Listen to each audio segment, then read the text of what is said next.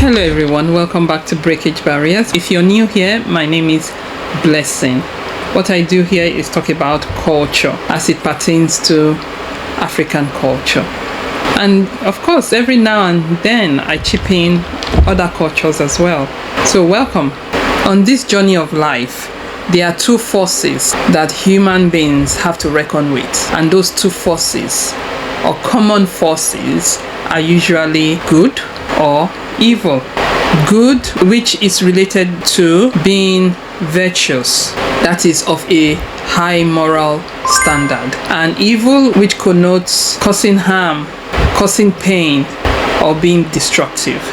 These are two major forces that humanity have to reckon with. And as humans, we have this consciousness in us wanting to know more about our existence and how we have come to be, who has created us. Spirituality, religion, and philosophy have argued that the Creator lives in us, as opposed to the Creator lives somewhere in the sky. So we're going to be talking about good and evil in ritual practices in Africa.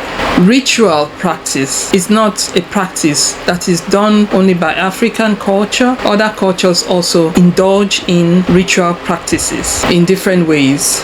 The ancient African ritual practice was more of herbs and animal sacrifice. The human part of ritual sacrifice was a later addition. The ancient African culture did not promote human sacrifice. This was a later addition to the culture.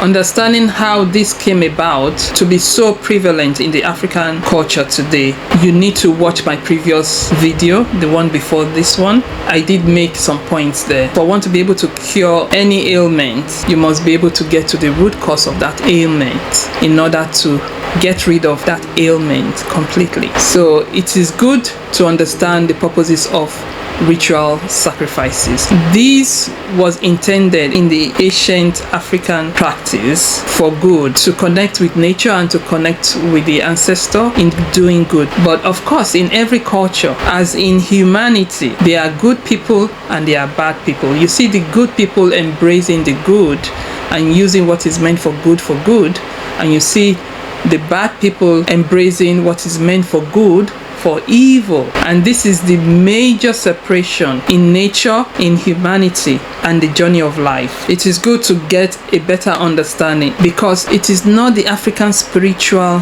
practice that is evil, but the use of this good practice to do evil. That is what is evil. Just like in every other religion, be it Christianity and any other religion, you find good and evil. And even in the Christian religion, the Old Testament confirm the use of these ritual practices for good.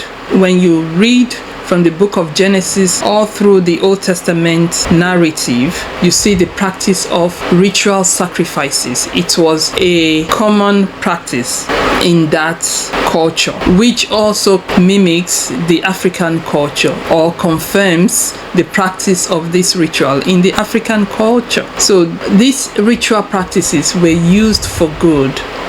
But over time, those who do evil, those who indulge in evil, have seen how effective this ritual sacrifice of honoring the ancestors and the Creator with this same sacrifice, and are using it to do evil instead.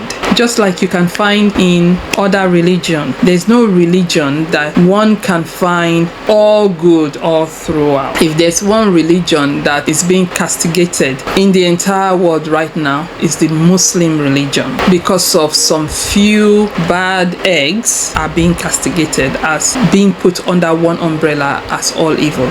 But there are still good Muslims and there are bad Muslims. Just as you have good Christians and you have bad Christians, just as you can find good African ritual sacrifices and bad African ritual sacrifices, or Africans who have come to embrace their spirituality, which links them to their identity, their ancestors. You find good and bad in every hemisphere of life, society, community, culture.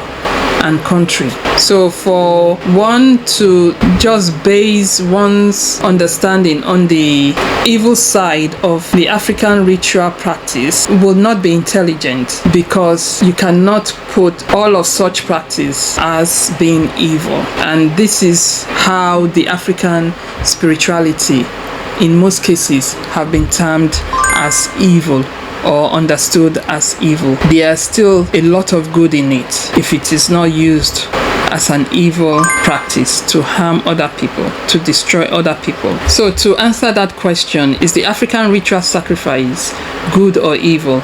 Well, it depends on what you practice as an individual, as a person. Do you practice it as good or for good, or do you practice it as evil or for evil? Because the same ritual practice, the Old Testament of the Christian Bible also affirms the practice of these rituals by the Christian fathers like Abraham, Isaac, Jacob, and all the ancestors in the Old Testament practiced ritual sacrifice. It was a way of life. It was the culture or acceptable culture and belief of connecting with the Creator. It was their religion.